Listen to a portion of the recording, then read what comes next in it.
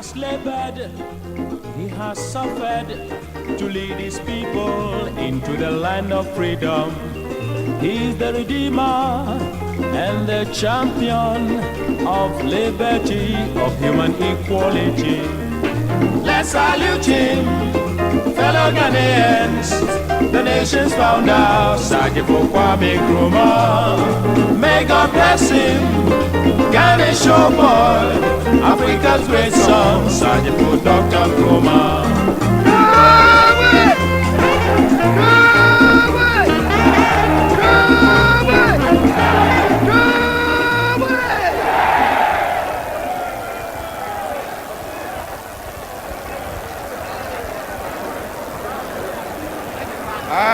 Ago, when you come, Madame Kakra, and when you come and when Siam Kakra, Menkasapi.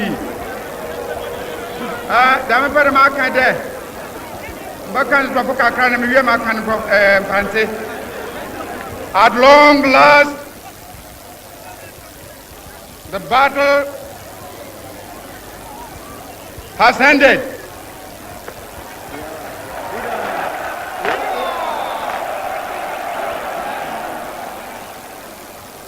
And thus, Ghana, your beloved country, is free forever.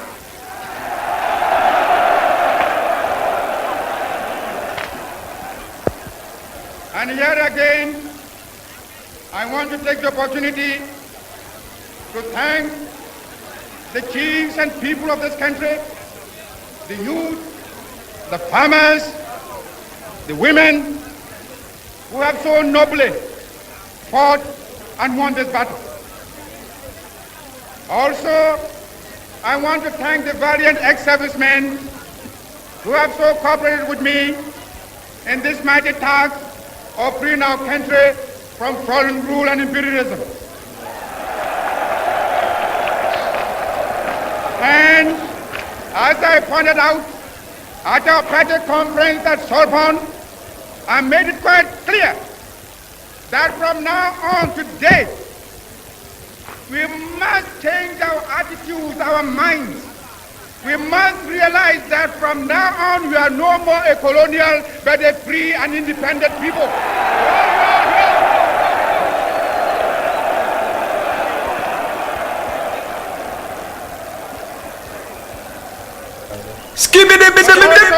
Radio Gold, 90.5 FM, live on the live. Do it, star.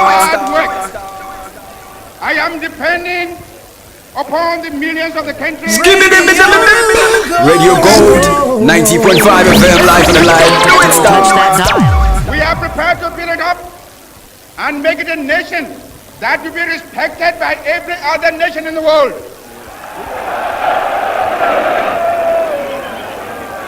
We know we are going to have difficult beginnings, but again, I'm relying upon your support.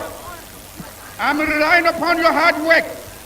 Seeing you in these thousands, it doesn't matter how far my eye goes, I can see that you are here in your millions. And my last warning to you is that you also stand firm behind us so that we can prove to the world that when the African is given a chance, he can show to the world that he's somebody.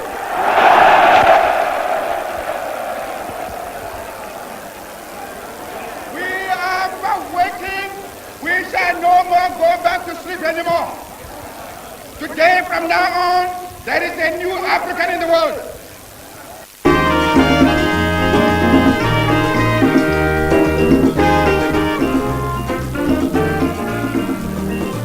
He has labored, he has suffered to lead his people. All right, so a very good morning to you, listeners of Radio Gold 90.5 FM. It's Saturday morning, and you are welcome to today's edition of Alhaji and Alhaji, the mother of all talk shows. I think it would be most appropriate if I apologize sincerely for the late start of the show today. It had to do with some few challenges we had with respect to our panel members that we had invited to join us, most of them MPs, and as a result of what's happening in Parliament today, they were unable to show up as projected, but most of them have also hinted that they'll make it a point to be as much as they are going to turn up late. So we sincerely apologize for the late start of today's edition of the show, but I have Mr. Kosipa Jr. with me to start the show with. As we progress, I am hopeful that most of our guests that we had invited, most of whom are MPs, would join us in the studio for the conversation to commence. All the same, I hope your Saturday morning has started well. I know most of you are glued to your sets and ready for the show this morning, because I've seen lots and lots of text messages asking whether the show was going to come on. We are live on air, and I'm grateful you made the time to stay with us today on the show. So this morning, as always, I'll take the time to go through the headlines of the newspapers we have with us today, and then we will move along to check out the stories we are handling this morning, and your thoughts and your views equally being welcomed as we move along. And so the Daily Guide newspaper is my first paper for this morning, and it's got a picture of the former President John Dramani Mahama and the two Guantanamo Bay, who are with us in the country, and it says Mahama paid $300,000 for Gitmo 2. Also, Baumia is resting. That's according to Gabi Asari Ochredakum. Okoye takes over as president again, and 4 killed in ambulance crash. NPP elects electoral area coordinators. That's on the front page of the Daily Guide newspaper. The Ghanaian Times has on its front page, Speaker to be sworn in today as acting president. Mob attacks police at Kwabenya, and the Parliament fumes at death registry for placing ban on names such as Nana, Ni, Junior, etc. Rapist claims he mistook victim for his girlfriend, and at least 30 migrants drown off the coast of Yemen. That's on the front page of the Ghanaian Times newspaper. Daily Graphic has on its front page, Speaker to be president again. MPs raise concern. Parliament summons local government minister over name registration. Police halt mob lynching of suspected robbers at Kwabenya, and one more Kwabenya suspect arrested. That's all on the front page of the Daily Graphic newspaper. The Spectator has on its front page the picture of 3 beautiful queen mothers, I believe. Nana Kwekua Akunia II, the Batanhima of Gomwa Achimfo, Nana Obrim Apreko the First, Kunti Hima of Tapa traditional area, Nana Achemba Eku the Third, the Kunti Hima of Gomwa Ojobi, and they call for more support for girls in the school. I believe it's in connection with teachers, and the stories we have been hearing about how they have been feasting on these young girls in school. Diabetes in children, sugary foods major cause, and check sickle cell status before marriage. That's all on the front page of the Spectator newspaper. And that brings us to the issues we are tabling for discussion this morning. And this week, the issues that have dominated the conversation in the media are those of the Gitmo 2 and the perception and the thoughts of many that the NPP administration would have sent them away per the expiration of their stay here in Ghana, considering the very many statements they made to the effect that the Gitmo 2 did not belong to Ghana. And the U-turn we are hearing that the Gitmo 2 are here to stay. And so we'll do a critical analysis of the refugee status that the Gitmo 2, as government said they live with families and returning them is not an option, and other issues. We'll also have a thorough look at the attack on Kwabenya police station and the killing of an officer on duty and the state of insecurity in our country, Ghana. We would also, if we do have the time, have a look at the opportunities and challenges for the new president of Liberia, George Weah. These are the issues we are tabling for discussion today on Alhaji and Alhaji, the mother of all talk shows. So you are welcome if you just join us today.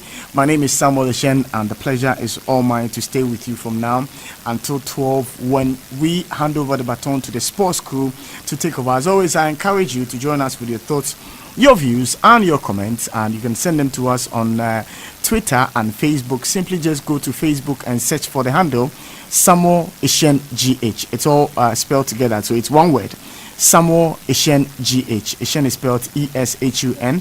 You find me there, you add me, and you start sending your comments through. Also, would you find me on Twitter using the same handle, Samuel Ishen GH? You find me on Twitter, you follow me, and you start sending your comments through. When you do get to me, most certainly I would read all the comments that get to me. As always, I inform you that you can listen to us anywhere in the world. You will not be left out if you're unable to catch Radio Gold 90.5. If you are in the Volta region, Central, Western, Northern, simply go to the Google Play Store and search for Radio Gold 90.5. You see our application there.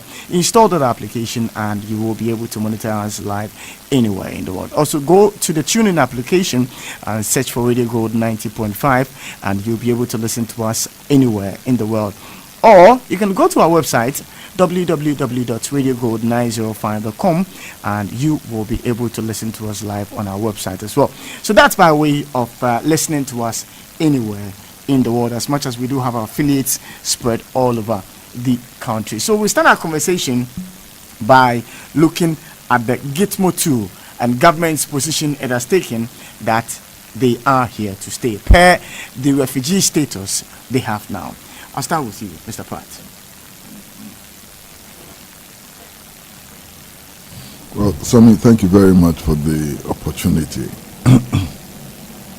This is the first time since I started appearing on Alhaji And Alhaji that I've arrived in an empty studio. And whatever the reasons are, it does seem to me that something is wrong. Yes, it is true that many of the people you invited to join the panel today are members of parliament. And they may have rushed to parliament to witness the swearing in of the speaker. However, I'm wondering whether some parliamentarians could not have sacrificed to be here with us. What for me is important is that we need to begin to treat our listeners with some respect.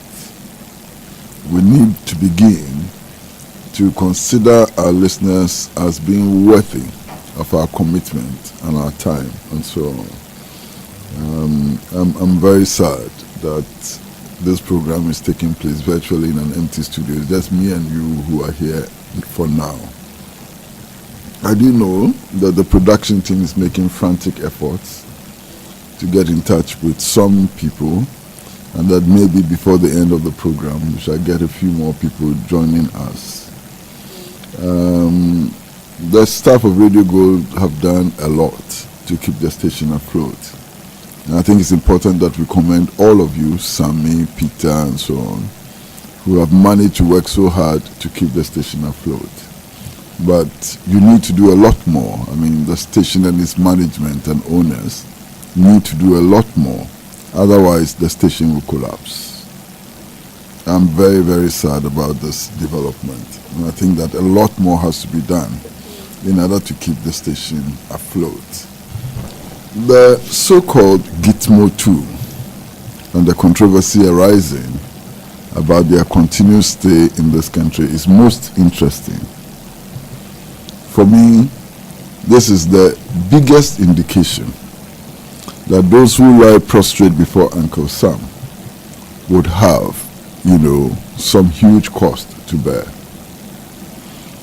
The previous administration under His Excellency John Dramani Mahama and the current administration under His Excellency President Nana Akufo-Addo are all suffering seriously as a result of decisions they have taken on the Gitmo 2. Indeed, the opposition to the NDC then did everything it could to portray the Mahama administration as being insensitive, even as a government that encouraged terrorism, as a government that put $300,000 above the needs and interests of the Ghanaian people. And I have no doubt that those decisions which were taken then had some impact on the election results at the time. Today, the Nana Addo Dankwa Akufo-Addo government is being portrayed as a government that does not keep its promises, as a government that is engaged in just mere propaganda without any principles and so on, as a government that will renege on its promises, as a government which considers the retention of power or the grabbing of power as more important than principles. Now, both governments are suffering as a result of their fear of Uncle Sam, their fear of the imperial power of the United States of America. Both governments are suffering because they put the interest of the United States of America above the interest of the people of Ghana. Both governments are suffering because they fail to protect national sovereignty and dignity. And this must be a lesson for the two political parties. It also ought to be a lesson for all other political parties and political players. Look, you get to power and get out of power on the say-so of the Ghanaian people. Donald Trump would never vote in a Ghanaian election. No matter what Donald Trump does, no matter what the United States of America does, it would not become the determinant of who occupies the Flagstaff House. No matter what the IMF does or says, no matter what the World Bank does or says, it would not be the determinant of who stays in the Flagstaff House. And the earlier our leaders, the earlier our political parties, the earlier our presidential candidates recognized that the interest they have to pursue is the interest of the Ghanaian people, the better it will be for all of them. You know, we were told in the beginning that the United States of America wanted to get rid of a number of detainees on the Guantanamo Bay, partially in fulfillment of a pledge which had been made by President Barack Obama that he would close the base if he was elected to power. And they went around the world shopping for countries which would take these detainees. Ghana, among several other countries, decided to host 2 of the detainees. The story we were told was that indeed our ambassador to the United States of America, General Smith, went to the Guantanamo Bay Detention Center and interrogated the detainees and came to the conclusion that they were harmless and that they would not pursue terrorist ambitions whilst in Ghana. And he made a very strong recommendation for the Ghana government to accept them on compassionate grounds and so on. The visit of General Smith to Guantanamo Bay itself does raise many questions about our foreign policy and the pursuit of our foreign policy objectives. As we do know as a fact, the Guantanamo Bay is indeed Cuban territory, and it is occupied illegally and against the desires and wishes of the Cuban people by the United States of America. Indeed, the Cubans have refused to accept payment for the occupation of that base by the United States of America. And the Cubans have, through various international fora, insisted that the United States should leave the Guantanamo Bay, should stop using the Guantanamo Bay as a military camp and also as a detention center. Now, if our ambassador to the United States visited the Guantanamo Bay, how did he go there? Who granted him access to the Guantanamo Bay? Indeed, if he went there at the whim of the United States of America, if the United States of America facilitated that visit to the Guantanamo Bay without reference to the Cuban authorities, it would imply that our government recognized the right of the United States of America to occupy and use the Guantanamo Bay against the expressed wishes, desires of the Cuban people and international law. So that to me was one of the major problems arising out of our handling of the Guantanamo Bay detainees.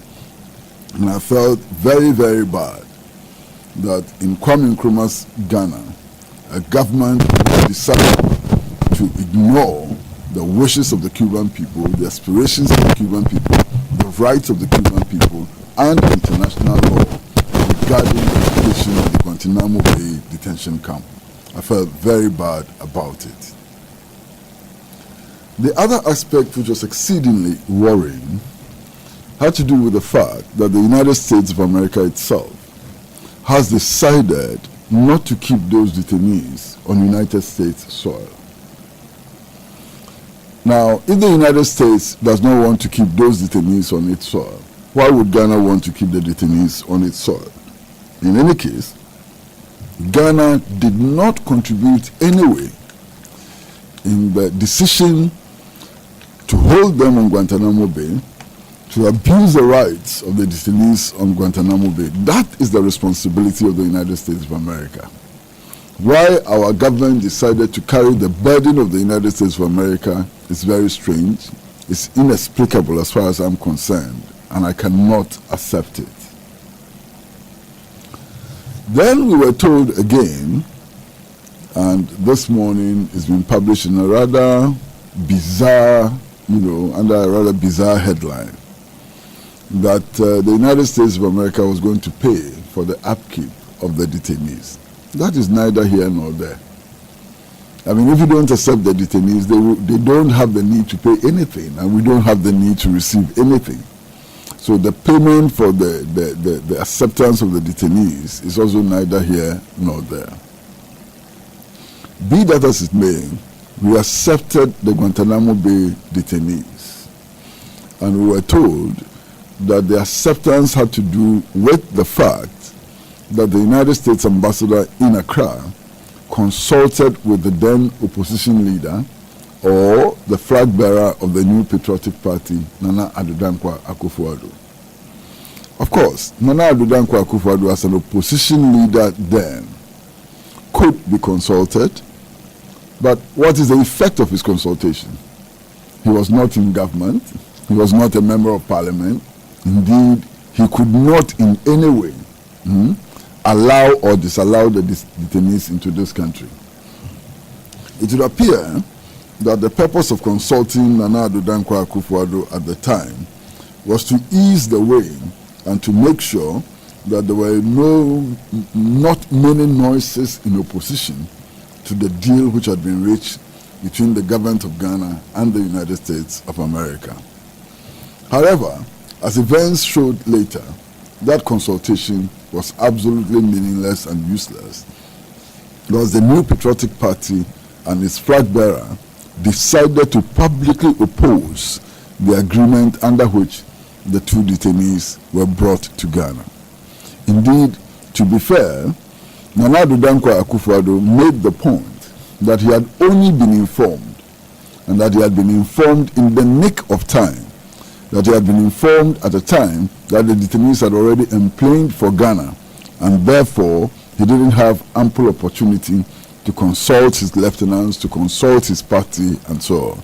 So that consultation with Nana Akufo-Addo was a useless consultation. It had no bearing on the decisions which were taken and should be seen as such.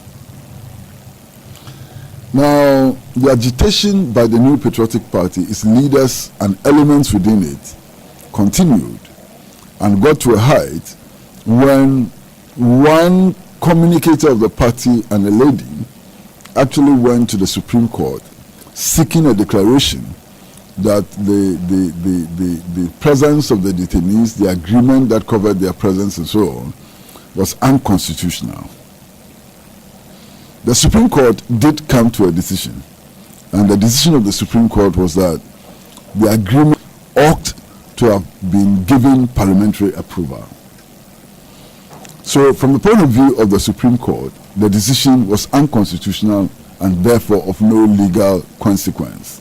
The agreement between the Ghana government and the government of the United States could not be enforced. Now, strangely, the Supreme Court then decided to give the government of Ghana, in this case, the government of Nana Addo Dankwa Akufo-Addo, 90 days to either expel or send back the detainees or to rectify the agreement by sending it to Parliament. That's very strange. I mean, an illegality had been committed, you understand, about a year earlier, and our Supreme Court then decides that, look, the government of Ghana can rectify it. Why did the Supreme Court make such a decision? Why didn't the Supreme Court simply say that it was an unconstitutional agreement, it was an agreement which was illegal, and therefore the agreement was void? But the Supreme Court then went on to say that, look, yes, it is illegal, it is unconstitutional and all of that, but you have 90 days within which to rectify things, to send the agreement to Parliament for approval. And that you also have another option of sending the detainees back to where they came from. So the Supreme Court gave the government of Ghana, then led by Nana Addo Dankwa Akufo-Addo, two clear options. The government, strangely, which had campaigned in opposition that the retention of the detainees in Ghana amounted to a constitutional violation and was a threat to national security and so on, decided to retain the two detainees and to take the second option of going to Parliament for parliamentary approval. That again was exceedingly strange, absolutely strange. But that's what they did. Then on the 6th of January this year, the agreement expired. And there was silence on the expiration of the agreement until the media encounter organized at the Flagstaff House by the Akufo-Addo administration. It was during this encounter that the question was posed to the president as to the real status of the detainees, having regard to the expiration of the agreement under which they were brought into this country. The president then indicated that he was in consultation with relevant agencies and therefore a decision was to be made in the next week or a couple of weeks and so on. Now that decision has been made, and the decision is that these detainees should be kept in Ghana against the propaganda that the NPP waged in 2016 and thereabout. Indeed, the decision of government is that on compassionate grounds, these detainees should be allowed to stay in Ghana.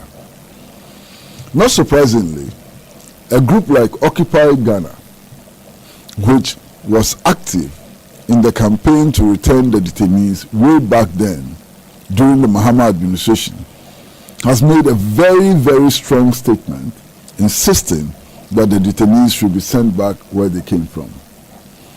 This is a matter of principle, and I think it's important to salute Occupy Ghana for taking a principled position, for not varying their position simply because the New Patriotic Party is in power. And I think that this is one commendable act from Occupy Ghana. The reasons given by the current government for the retention of the detainees in the country is indeed, to say the least, unconvincing. One, the government says that the detainees are being retained, one, because the previous government gave them refugee status, and that by giving them refugee status, the hands of the government of Ghana have been tied. So this is false, and this should not be accepted. Indeed, the intelligence available to us indicates that the government of Ghana sought to go around this problem by contacting the government of Morocco for the receipt of these detainees. The government of Morocco decided to do this government, our government, the government of Ghana, a favor by accepting to host the two refugees. The refugees were contacted and they said that they would not go to Morocco and that they preferred Ghana. This is the fact. Indeed, on the basis of this intelligence, I made a presentation on Radio Gold, I think on Wednesday or thereabout. And I indicated in my presentation that I was not sure of the extent to which the intelligence that I had was reliable. Thankfully, yesterday on Peace FM, Nana B, who is a senior communicator of the New Patriotic Party, confirmed that indeed the government had made contact with Morocco, which would suggest that the intelligence that I had was correct intelligence and so on. So we are keeping the detainees here, not because they've been given refugee status, not because the hands of government has been tied by the previous administration, but simply because the preference of the refugees, the preference of the ex-Guantanamo Bay detainees is to stay in Ghana and not to go to Morocco. My goodness, what is this?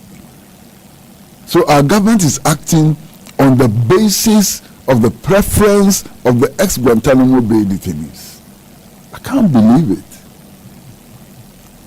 Simply put, this is it. You understand? The Guantanamo Bay detainees do not want to go to Morocco. They prefer to stay in Ghana, and our government has agreed. Now, you see, this excuse that they've been given refugee status and therefore the hands of our government is tied and so on, is most unfortunate. And it's unfortunate to the extent that it belittles the intelligence of the Ghanaian people. Who says that refugee status cannot be revoked? All over the world, governments are revoking refugee status. And indeed, one of the easiest ways of revoking refugee status is simply reference to the law. If the refugee status was obtained illegally, that status collapses ab initio. And indeed, the argument of the current administration, indeed, members of the current administration, the argument of activists of the New Patriotic Party is that the whole process of enforcing an agreement between the United States of America and the Ghana government was unconstitutional.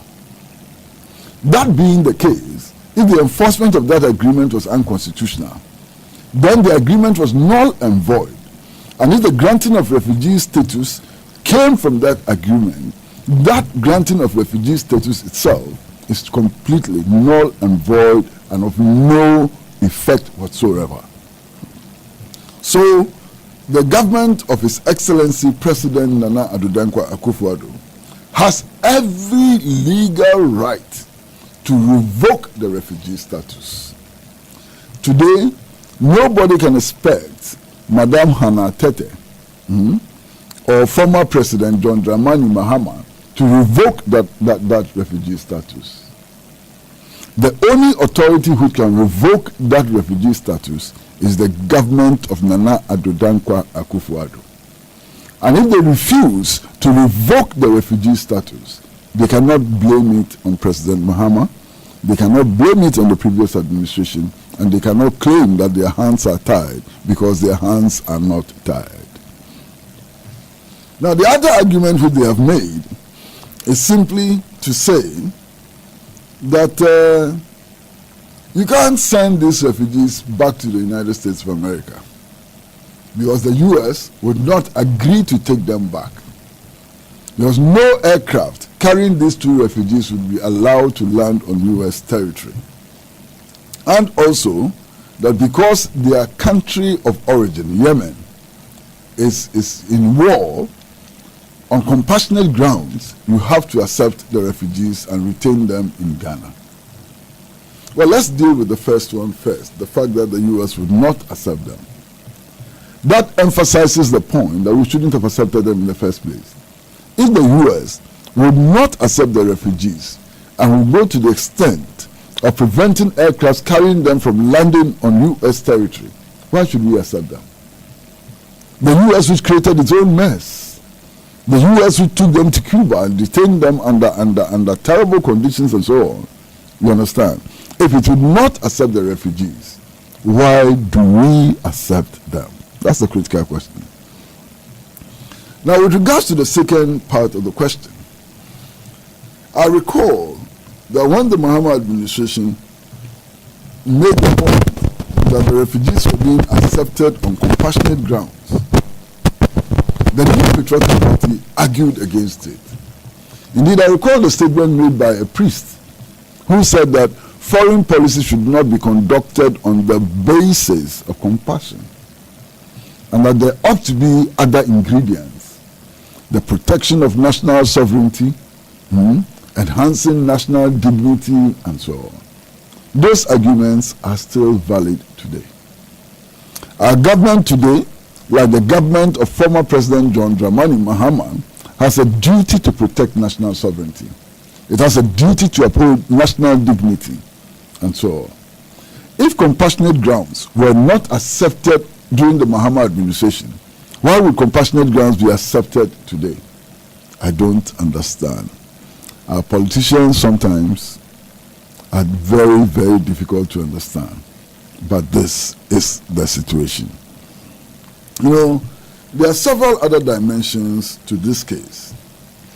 And one of the dimensions to this case is the claim by the United States Federal Bureau of Investigations and other state agencies that these refugees are well behaved and indeed are harmless people. One, if you accept this description of the refugees, then you begin to wonder why the United States want to export them. If these are law-abiding people, calm, cool, collected, not harmful, decent people and so on, why export them? The United States needs law-abiding citizens. The United States needs people who are calm and collected, who are reasonable and so on and so forth. Why would the United States export them to us? Now, for me, the facts which were made available by the United States of America also suggest that claim cannot be wholly true. And that claim cannot be wholly true because the facts also suggest that one of the detainees happened to have been the personal driver and bodyguard of Osama bin Laden. Now, if one of the detainees was a personal bodyguard and driver of Osama bin Laden, how can he be described as innocent, harmless, peaceful, rational, and so on? Because anybody who happened to have been the bodyguard of Osama bin Laden ought to be someone who had been properly trained, given who Osama bin Laden is. Properly trained in weapons, properly trained in other departments of insurrection, properly trained, to commit acts of terror and so on. That is the only way anybody could have been a bodyguard and driver to Osama bin Laden. And therefore, the claim by the United States authorities that these may be innocent persons and so on, thus raise substantial questions. Now, having said this, I think it's important also for us to recognize or to notice or to take note of the fact that it is not everybody who was detained at the Guantanamo Bay Detention Center who may be a terrorist. Because now we do know that some of the people who were detained there were detained on the basis of what was described as their confession statements. And we know that those confession statements were obtained illegally and through torture.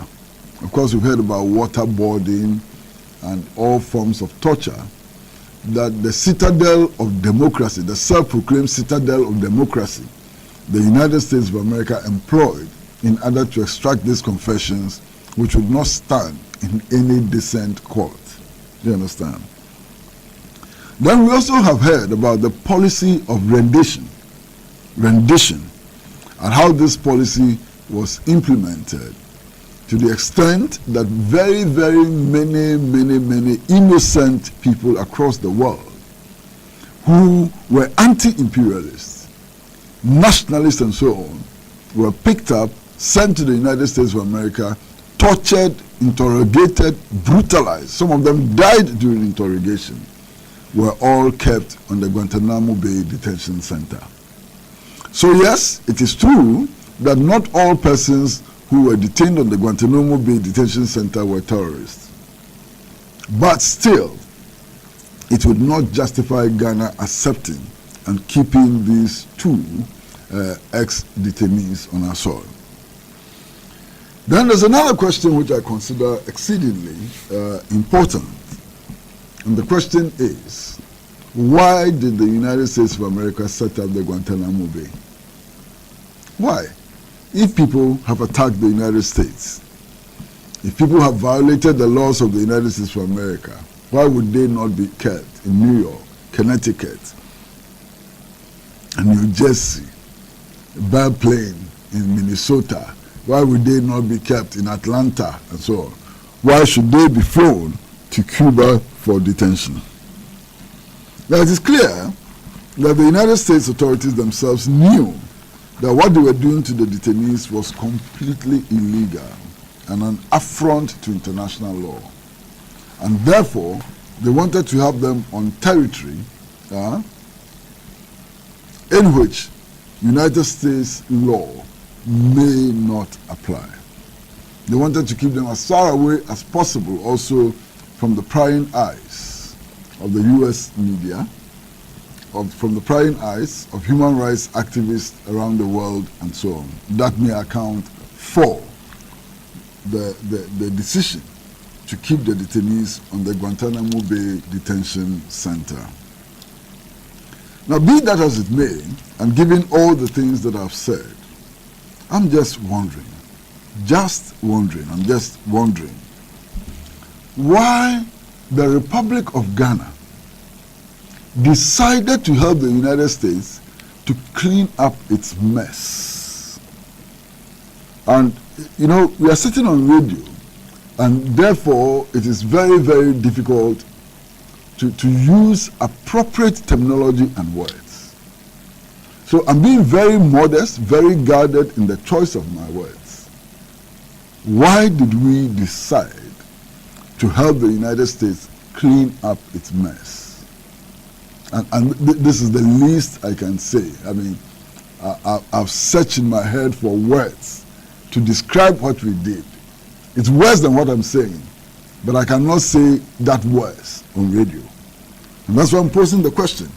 Why did the Republic of Ghana, having fought for independence, having gone through all the turbulence and tribulations and so on, to gain independence on 6 March 1957, decide that we would assist the United States to clear this mess? In any case, what moral justification does the United States of America have to criticize human rights violations anywhere in the world, given its own track record about the detentions in Guantanamo Bay? I mean, the United States, the method is used in interrogating people on the Guantanamo Bay, even the acquisition of the bay and so on, are things that fascist regimes would even shy from doing. There are fascist regimes which would not do what the United States of America has done on Guantanamo Bay and the things that arise from there. So, what is the moral authority of the United States of America in talking about human rights violations anywhere in the world? I'd like to end my submission here.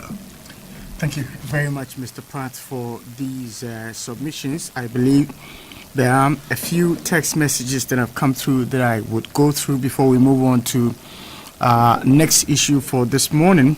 Fortunately, by then, some of our guests that my producers are frantically trying to get in touch with would have gotten here, and then we continue. A.U. Farouk in Tamale says, good morning to you, Mr. Ishen, and to your able panelist, Mr. Kwesi Pratt. What a hypocrisy by the incompetent NPP Nana Addo administration. Today, the Gitmo 2 are no more harmful to us, double standards at its highest stage. This one from Starring Wendell says, the issue of Gitmo 2 is now a very big albatross on the neck of Nana Addo and the NPP. When the issue first arose, NPP and Nanado made mountain out of mount. Now that they are faced with the reality, Nanado is finding it extremely difficult to eat back his words. That's starring Wendell sending that through on Facebook. Yours also equally welcome. There's a message from Justice Sraha. Okay, all right, Justice, I believe it was a wave. This one from Prekese Kwame Aristocrat says the NPP and the media are aware that Nanado accepted the coming in of the Gitmo 2 to Ghana according to Nanado's own Komepreko friend, Kwekubako. The issue is simple. If Gitmo 2 were a threat to Ghanaians even in prison, how sober would they be as refugees in Ghana? Again, if the media accepted the logic of the NPP in opposition that Mahama received cash from the Americans before bringing them in, is Nanado also receiving money after granting them the refugee status? Citizens are ruling, and truth has been relegated in the name of hypocrisy and dishonesty. And that's coming from Prekese Kwame Aristocrat, sending that through from Kaswa. This one from Samuel Kwame Akoto. Now, Same sends the message which says, what is happening this morning to you guys? Hopefully, you will be able to resolve the matter, and then the program continues. And so, Same Kwame Akoto, you sent this message to the show this morning. This one says, Same, it's good and Kwesi Pratt was on air with you this morning. Otherwise, you would have found yourself in big trouble today. But I thank God he's always prompt. And thank you for that message. Also, other text messages that have come through. Let me go to the Twitter feed and read a few of the comments that have come through this morning on the show. This one from Habib from Insawam tweets and says, good morning to you and Mr. Pratt. We all know the stance of the NPP and His Excellency in opposition when it comes to the Gitmo 2. When President Mahama was talking about compassion and mercy, civil society, the clergy said he should use common sense. Today, NPP, where is your common sense? Stephen Kobinatu sends the message. The NPP is suffering from truth deficiency. You do not discuss principles with people who have none. Kwame Nkrumah told us. And that your contribution. Abe Humphrey Mark tweets and says, Samuel Shen, Mr. Pratt has said it all. Radio Gold, wake up. Another one from Abena Lucy sends the message. Okay, this one is a Facebook message. Abena says, Sammy, you guys at Radio Gold are doing fantastic work. There's a lot you cannot say on air, but some of us know. And so we urge you on. Ignore the things that are done to hamper your efforts you put on air, and make sure that you continue that positive energy you've always been talking about on Radio Gold. We know what you mean when you say positivity at all times. Well, thank you very much, Lucy, for that text message. Elikem Kotoko sends the message. Government better hold this intention of re-registering vehicles. We will oppose such attempts to fund free SHS and incite all motorists to resist this. Is this how innovative they claim to be? TV license, first aid kit, road toll levy, now re-registration of all vehicles. Why? Michael Kujo sends the message. On morning show Carnival program, your callers are too one-way. Some of them, leave. Some of us leave right here. Let it be, because we try to call, but we are unable to get through to you. Please. Do something about it. Okay, I'm sure this would have been a message that would have come through maybe some time back. This one from Komla Ginya on Facebook says, I'm one of these who believe that the NDC made some unpopular decisions, including this Gitmo 2 issue, which contributed to their defeat. And that's your contribution as well that you have sent through this morning on the show. So we are still progressing, and as I've already hinted, I have given you the areas we are touching on. One has to do with the Gitmo 2. The second one had to do with the assault at Kwabenya and the fact that the police officer lost his life as at the time that it happened.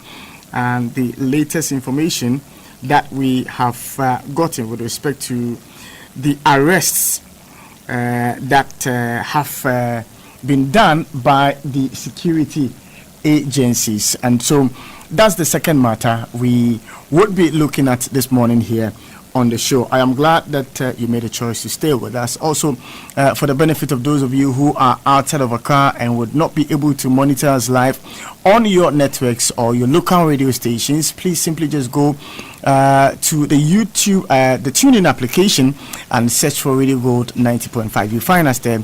You'll be able to listen to us. If you go to our website, www.radiogold905, you will be able to monitor us live there as well. And so do send your contributions as well coming through on Facebook and Twitter. You use the handle at Samuel Asian GH. It's one word, Samuel Asian GH. The Asian is spelled ESHUN. You send me those comments, and just as I've read other people's comments that have come through this morning, so would yours be read as we progress. And so my guests have started coming through, and I am joined by the Honorable MP Mohammed Al Aziz in the studio for us to continue the conversation. Honorable, good morning. Good morning. And thank you very much for joining us. I believe all is well in Parliament. Yes. It's okay.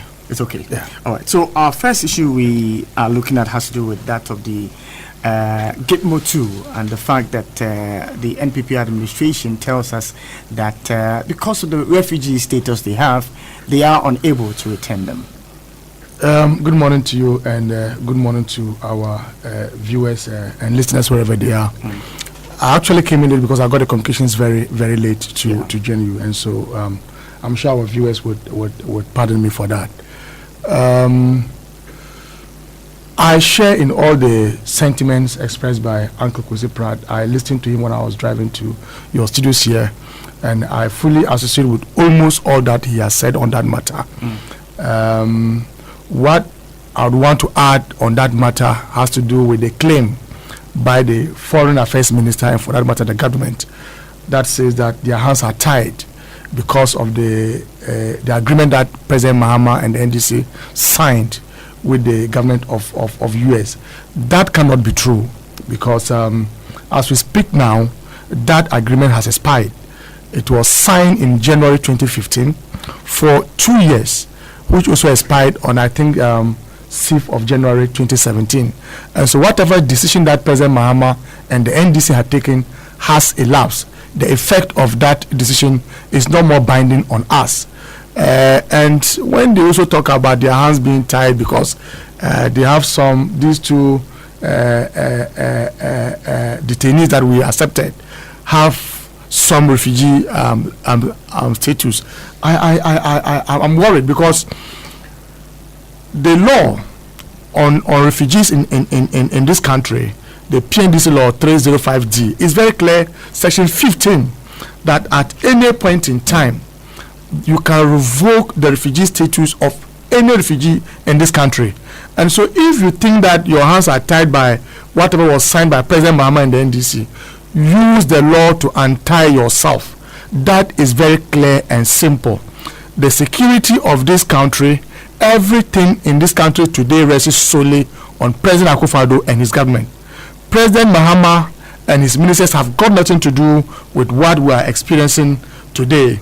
If you refer to the section 15 of the law on refugees in Ghana, PNDC law 305, it is very clear that at any point in time you can't revoke their status if you are minded to do so, and so they cannot continuously seek some cover under some arrangement that was entered into by the government of President Mahama.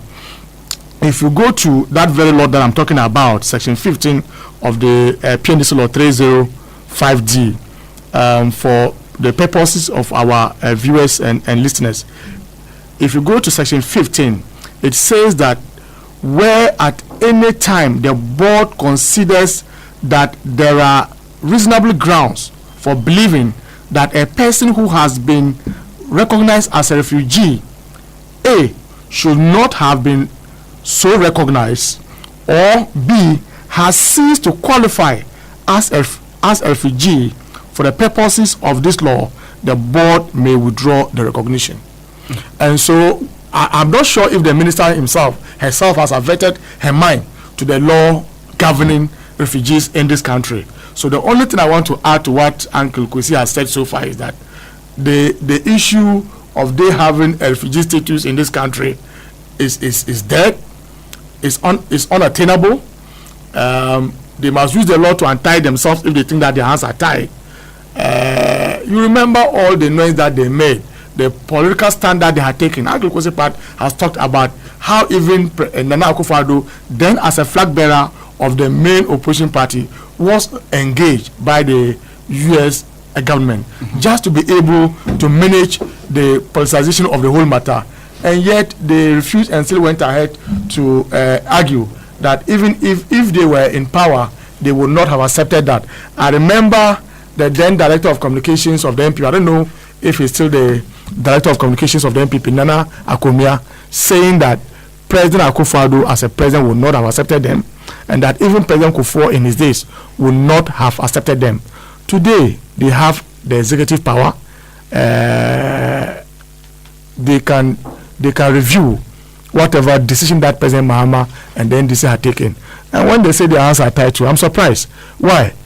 President Akufo-Addo has told us that his government has reviewed contracts that were signed by President Mahama, and that he has saved this country some 780 million Ghana cedis through the review and cancellation of some contracts that were entered into by the government of President Mahama. So in one breath, you are cancelling and reviewing contracts because you want to make some savings to this country.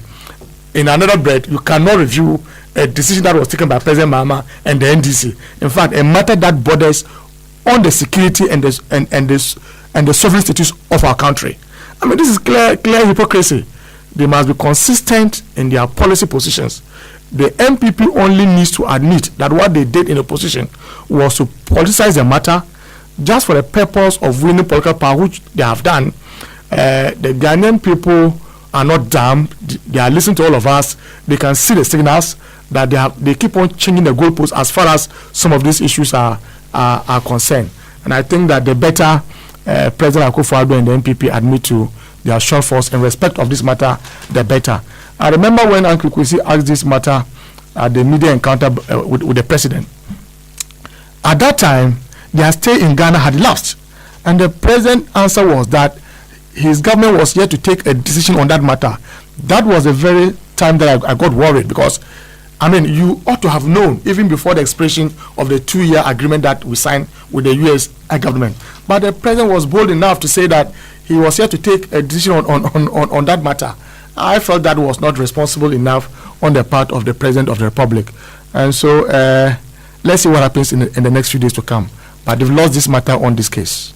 Honorable, I am grateful for your submissions this morning on the show, and let me make the appropriate correction. The Honorable Abdul Aziz Mohammed is the Honorable MP for the Mion constituency, and as much as he makes the point that it was as a result of the late communication to him that the situation. Let's read a few of your text messages and then move on. Okay, some few have come through. Let me go through these messages and get them, and then we should be moving on to our next topic. I need to get these ones. Okay, I think I've read this one from Habib from Nsawum, who sent this one through. Okay, Alikem sent a message and says, has the NPP government got any morals? Indeed, I blame the vulnerable 53% who fell victim to their hoax, deceit and lies. Even priests said the Gitmo were a threat to our national security. What has changed then? And by logic, how much was NADO paid? Can they revoke? That's a question that you ask. Makash Prince Gula tweets and says, why till now Radio Gold is not back on multi-channel? What is the fate of Muntie FM? And those are the concerns that you raised on the show this morning. Let me check some 1 or 2 text messages that came on Facebook and then read them out to you. This one from Abubakar Isa Jallo. Abubakar sends the message. Tafa in. Okay, he says, NDC members of parliament are doing a wonderful job for our dear nation. For that, I'm appealing to them to continue to focus on the fight against the hardship Ghanaians are going through at the moment due to the NPP government bad policies they brought upon us. In my humble opinion, minority in parliament should also leave this Gitmo to detainees issue because it's irrelevant for our nation at the moment. Corruption, hardships, and the state of insecurity are the main concerns of Ghanaians for now. Finally, those people who wrote the petition against Kofi Adam should have done that earlier against those who are going around campaigning without the permission from the party leadership. Kofi Adams has done the right thing by exposing the hypocrisy of some others. Let me see if this one from Daniel Donsu. Daniel says, Kwame, I love your program, so keep it up. Okay. This one from Yushau Fusaini. I hope I got the pronunciation of your name right. You say, good morning, Mr. Shen. Please greet Uncle Pat for me. Please tell him that I wish your Mahama will let him be his vice in 2020, and I want to be like him. I'm Fusaini from Tamale, listening to the show this morning. And those are a few of the messages that I believe I can share with you now as we move along. Most definitely, if any messages should come through, I would share them with you. So, Honorable, I'll come to you on the matter of the killing of a police officer at Kwabinya and the freeing of some suspects who were behind bars, some armed robbers who were behind bars. The police interaction with Ghanaians with to the effect that they have been able to effect some arrests and the state of security of our nation. This is a very important issue that we need to avert our minds to. The issue of security is so crucial that we cannot close our eyes on that. Even before I proceed, my condolence to the police officer that we lost at the Kobinya police station. My sincere condolence to his family and the entire Ghana Police Service. It's not just a loss to the Ghana Police Service, but the entire country. What we need to admit is that the issue of security lapses has been with us for some time now as a developing country. I don't want to pretend that today is the only day or the only time that we are recording some of these security lapses. But what we must also admit is that what we are recording today is unprecedented. I mean, it is at some levels that we never imagined. Sometimes when we hear what we are seeing today, we are tempted to believe that we are watching some action movie in a movie theater, and we never expected that some of these things would ever happen in Kwame Nkrumah's Ghana, and so it is worrying. And whether we like it or not, we would blame the political leadership of our country. We cannot deal with the Kwabinya issue in isolation. We will be unprofessional if we do that. We must look at the general insecurity that we have witnessed in this country, at least for the past 1 year. It all started even on the very day that His Excellency the President was sworn in, and he attended office on Thursday, on Monday. I remember he was sworn in on Saturday, and he attended office on Monday, the 9th of January. We were all witnesses to a video that went viral, where a senior police officer in uniform was assaulted at the seat of a government, something that we have never witnessed, right from the castle to the Flagstaff House. It happened under this regime. The gentleman who assaulted ACP Nanka Bruce is still at the Flagstaff House there. Nothing has happened to him. In fact, there was a story that broke out that the police officer had said he was no more interested in the matter. That was worrying because it was not a civil matter. This was a criminal offense, a matter that related to the state and not just the police officer in question. But you can tell all these were attempts just to cover the entire story. I mean, we are all aware of what happened at La Paz. Broad daylight, a police officer was shot dead. We are all aware of what happened in court in Kumasi, where a presiding judge was chased away and court properties vandalized. We are all aware of some national security coordinator for Ashanti region was chased away. We are all aware of the activities of these local terrorists. Sometimes I don't believe that we should be describing them as vigilante groups. No, these are local terrorists. We have seen virtually no action from the state, and that is worrying. And so some of these things emboldens the criminals in the system. Only last week, a group in Tamale calling themselves a Kandahar also said that they had some links to the political leadership and that their members could do anything. I mean, this was a story that was actually published, and nobody has denied that. What the leader of the group told them was that they could do anything apart from robbery, and that they were immune from arrest. If a group of young people, simply because they are associated to the ruling party, would gather and utter such words, and nobody seemed to be bothered about it, it is worrying. Sometimes when you begin to navigate into these issues, you are easily accused of politicizing issues of national security. But let us call a spade, that these activities by party boys emboldens even our criminals, that if people can go and assault a sitting judge and nothing happens to them, if people can go and release their own people from police custody and nothing happens to them simply because they belong to the ruling party, what will prevent criminals from engaging in same? The lives of ordinary Ghanaians is at risk. I think that there's some general insecurity. The assurances from the Minister of Interior and the Ghana Police Service that there's no cause for alarm is not enough. I see them as nothing but lip service. They must wake up to the call. The basic function of every state, and for that matter, every government, is to protect lives and properties. They have a duty to protect. The President himself has admitted on several occasions that these boys, these so-called vigilante groups, are affiliated to the NPP, and yet they have done nothing. I've heard even the acting chairman of the NPP say that these groups cannot be disbanded. In fact, it is worrying for them to admit that yes, they are our boys and that they cannot be disbanded. The only security institution, the only police recognized by our constitution is the Ghana Police Service.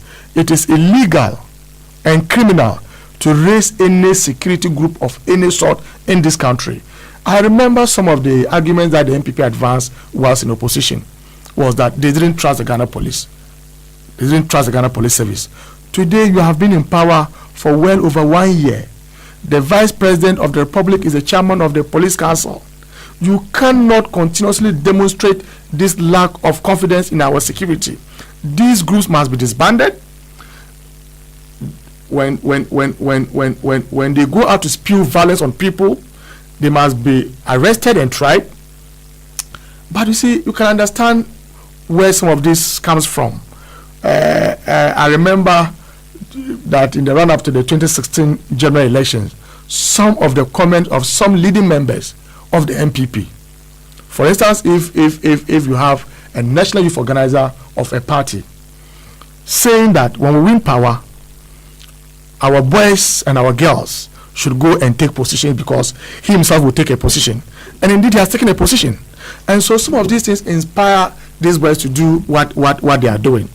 God forbid, what happens to this country if other political parties begin to raise these groups and those boys also begin to act like these MPP boys are doing? That would be bad. We don't need to go that path. I am making an appeal to the President and the Minister for Interior and also the IGP that they should go beyond the lip service of just assuring guardians that there's no cause for alarm when every day we wake up to new reports of these criminal gangs. You know, the activities of party boys would obviously create a platform, a conducive atmosphere for real criminals to perpetrate crime. What is also important is that we must retool the Ghana Police Service. Can you just imagine that our police stations don't have CCTV cameras? It is worrying. In fact, we are told that even with weapons, that the Ghana Police Service has just about some 6,000 AK-47s in the system, and yet we are told of some over 2 million light weapons and small arms in the hands of people who are not supposed to hold them. We must also strengthen the small arms and light weapons air commission to act and act properly. We have very loose borders, and so you can understand why some of these light weapons and small arms would easily find their way into our country, Ghana. We must resource the Ghana Police Service. We must begin to patrol more and monitor our borders. We must also insist on in-service training of our police personnel, especially in the area of intelligence gathering. The citizenry must also participate and collaborate and share information with the police personnel so as to go after these criminals in our system. But all these things require political leadership, which I cannot see today. I just hope and pray that in the next few days to come, we will see some resemblance of some positive action from the Ministry of Interior, from the Ghana Police Service, and from the government entirely. Honorable, thank you for your submission on the Kwabena breaking and the freeing of those armed robbers, and that of the killing of the officer, one officer Ashlevi, and the police, the IGP's press conference he held assuring Ghanaians of the security of our nation and matters arising, the fact that some of these individuals have been arrested already and a few are on the run. Mr. Pratt.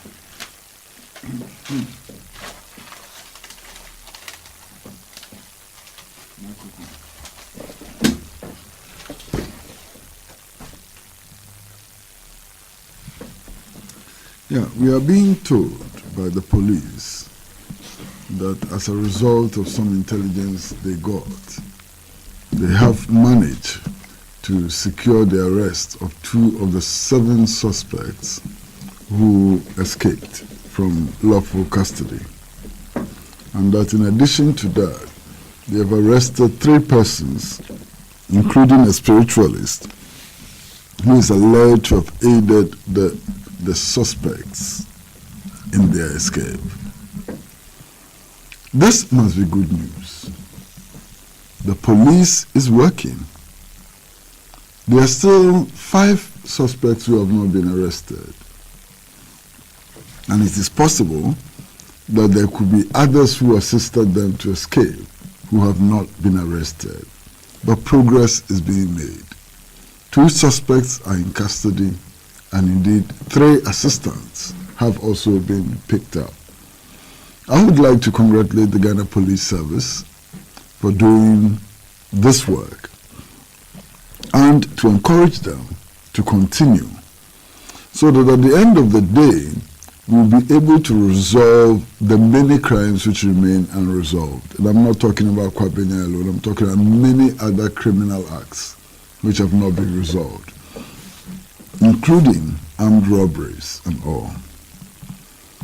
I'm sure that in the course of this investigation, many questions would be answered. Because there's so many questions which demand answers from the Ghana Police Service. You see, when the incident occurred, we were told that a number of those who were in custody at the Kwabena police station were robbers or robbery suspects. Now the question which arises from there is that why would anybody keep robbery suspects in the cells at Kwabena, given the level of security at Kwabena? You have a number of police cells across the country, and indeed we have prison cells and so on, in which remand prisoners are kept. Where you keep a suspect is dependent on your own assessment of the suspect. I mean, somebody who is arrested for breach of public peace can can be kept in a certain cell. You can't keep an armed robbery suspect in the same cell because one is considered more dangerous than the other. Being who I am, I've had the privilege, the exceptional privilege of sleeping in a couple of cells. And I know, for example, that the cells at BNI are substantially different from the cells at the CID headquarters. Even in the police headquarters itself, there are differences in the cell at the CID headquarters and differences in the cell at the other side and so on. You understand? So who decided to keep robbery suspects in the Kwabena police station when they could have been kept in the CID cell, when they could actually have been kept in proper remand prison custody? That's an important question that needs to be answered. Now, the incident haven't occurred and so on. What is it that the police is doing in order to segregate suspected criminals in cells in such a manner as to prevent the reoccurrence of this incident? What are the necessary protocols that the police is coming up with to forestall such future occurrences and so on? These are all legitimate questions. Indeed, in the course of the week, I had the privilege of listening to the morning show on Radio Gold. And a senior police officer was being interviewed. Indeed, that officer broke down and wept at the end of the interview.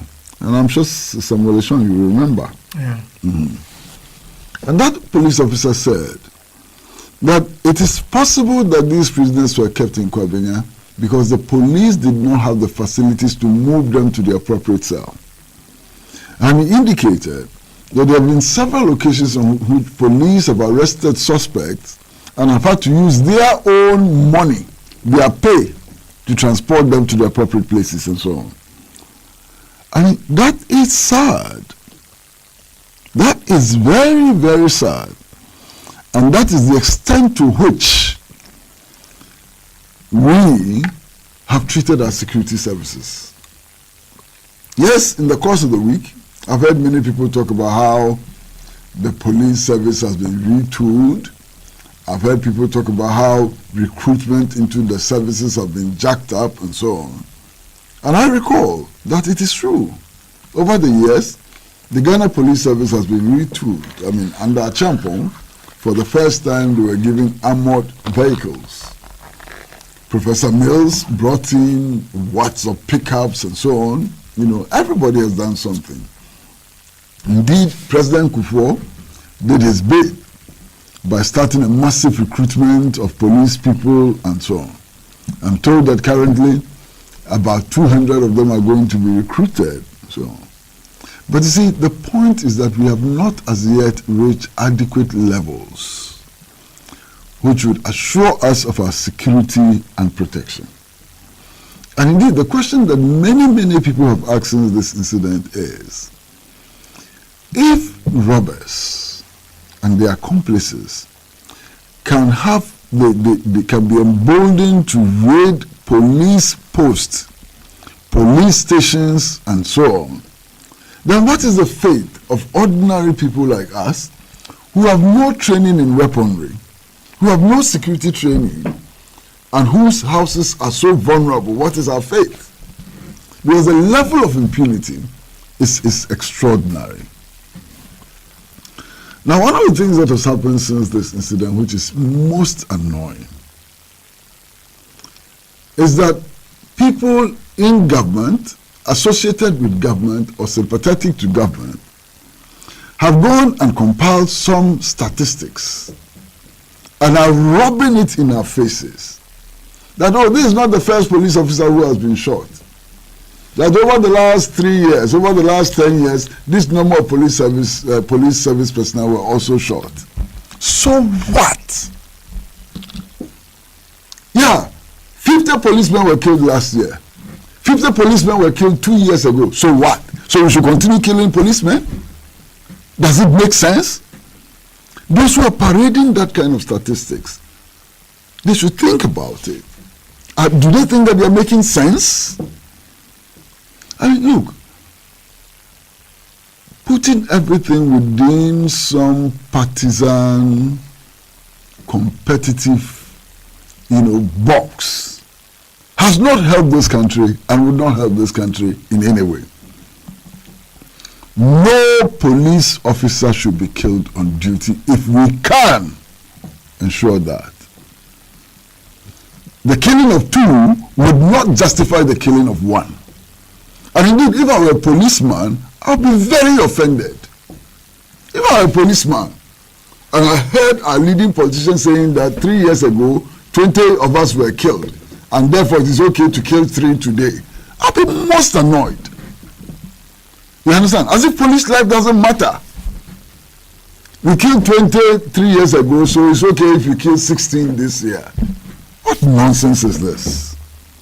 I think this kind of nonsense ought to stop. You understand?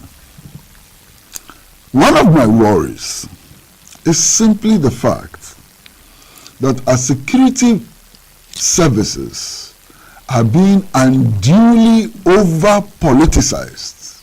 That's a huge worry for me. I mean, now, every top security personnel knows that his tenure of office is coterminous with the term of office of the government. So therefore, professionalism will suffer. If I'm an Inspector General of Police, and I know that if there's a new government, I will go with the old government, why won't I do everything possible to keep the old government in power so that I can be retained in office? So as a country, we've got to be thinking about what to do in order to assure security of tenure for police security personnel, top security personnel. It's important. It happens in the police service, it happens in the prison service, it happens in the Ghana Armed Forces, it happens in all our security establishments. And I think that we should be very, very deeply, concerned about how these things are done so as to depoliticize our security services and make them more professional. One of the areas that we need to look at, if we have a commitment to ensuring that our security services become professional, has to do with the area of recruitment. Every now and then you hear that people are massing up at Elwak Stadium or some other places, they have applied for recruitment and so on. Everybody in this country knows that what happens at Elwak and other places is not what determines who gets into the security services. On many occasions, I've heard ministers boast on radio publicly about the number of people who have been recruited into the security services on the basis of their intervention. And they see that as an achievement. My goodness, what kind of society are we building? Look, there are many qualified and hard-working police officers. Indeed, today, if you go into the Ghana Police Service, you will find people with PhDs. It wasn't the case before. There are many officers who have done their master's degrees in criminology and other relevant, fields of study and so on. Indeed, if you take our current Inspector General of Police, he's reputed to be one of the best officers when it comes to forensic policing and so on. And there are many others. I mean, there's a guy called C.O.P. Dampare, who used to be the Greater Accra Police Commander. I mean, exceedingly qualified, highly efficient, and so on. All of these men and women are in the police service. But the fact is that in spite of their presence in the police service, the Kwabenya police station was raided and one officer was shot in avoidable circumstances. So we need to ask ourselves, what is wrong? How come that all of these highly qualified, skilled people, dedicated people are in the service, and yet there is this sense of insecurity across the country. It is the answer to this question which would enable us to do the things that we need to do in order to secure our country, its people, and its interests. Now, there's an issue which I raised, which has been slightly misunderstood, you know. I'm aware of the record of several police personnel, past and present.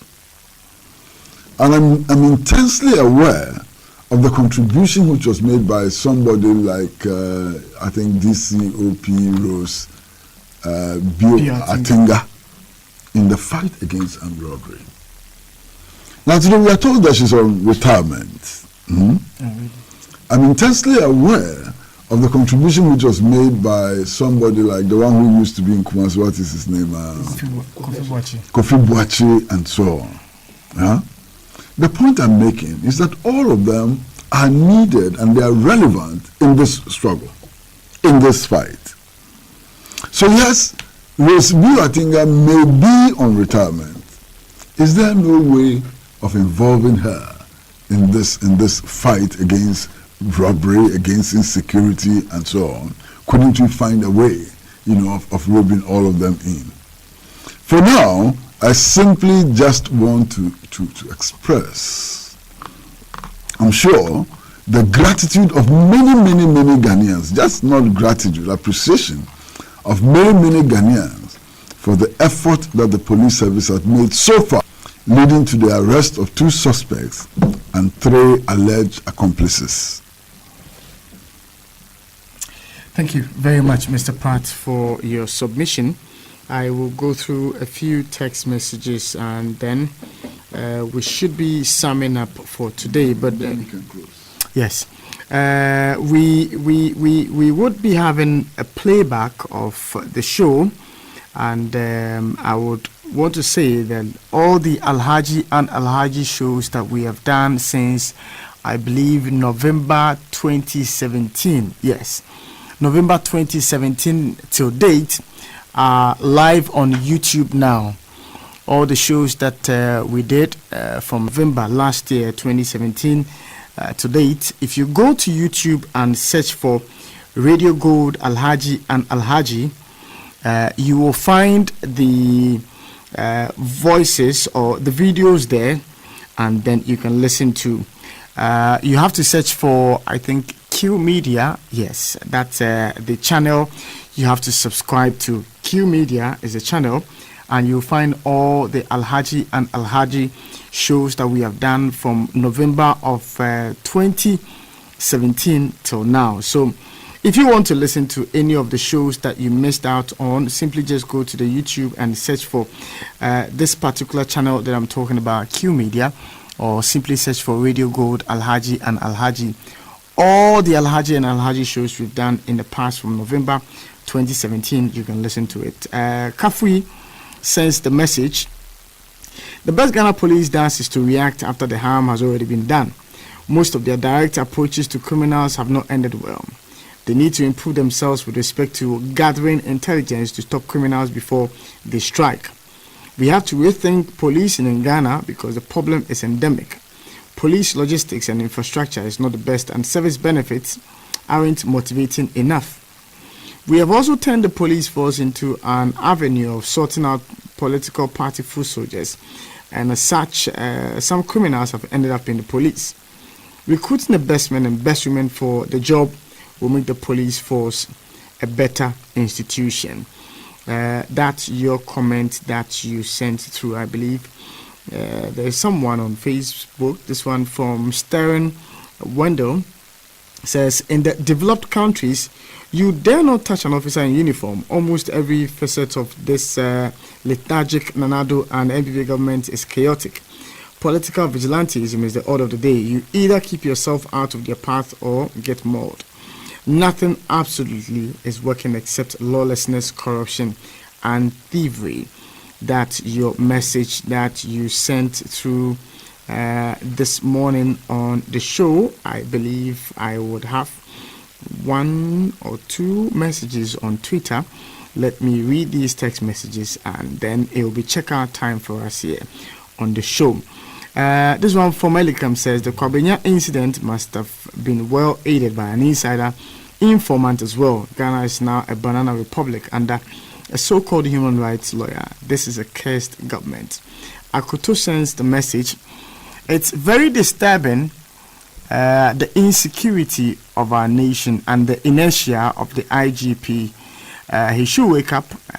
If we vote for Doolittle president, we can't be assured of our safety. That's from Akoto Razak.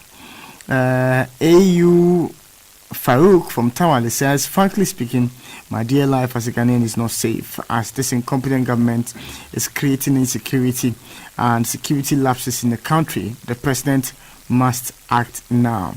George Jaka Jaka sends the message. Is Ghana benefiting from these detainees that we are not aware?